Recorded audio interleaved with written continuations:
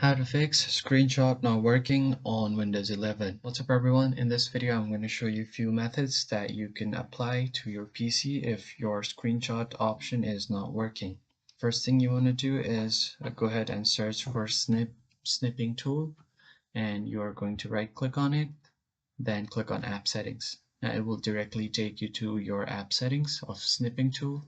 And once this is open, just go ahead and click on background app permissions and set it to always. Once you do this, you are going to repair and reset this snipping tool. So just click on repair, and if there is anything any problem going on with this app, it will repair it instantly. And after this, you can reset the app. So just click on reset, but you have to know that it will delete all of the app preferences and your data as well.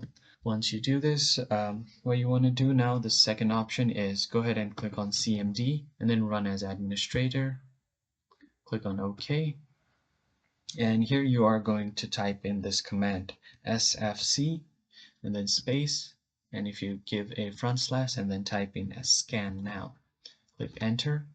It will run a quick scan and then it will take some time. Once your verification is complete, then you should be able to exit your scan.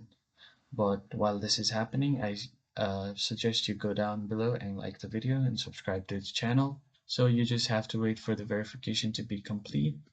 Once your verification is complete, you can just exit your command prompt. Now the other thing that you can do is update the driver of your keyboard. Right click on this, click on show more option and manage. Go ahead and then click on device manager. Click on the keyboard's drop down and right click on it to update the driver. If there are any update available, it will show up right here, so you can just update the driver and then you're good to go. Now the last thing that you can do is go ahead and open your task manager.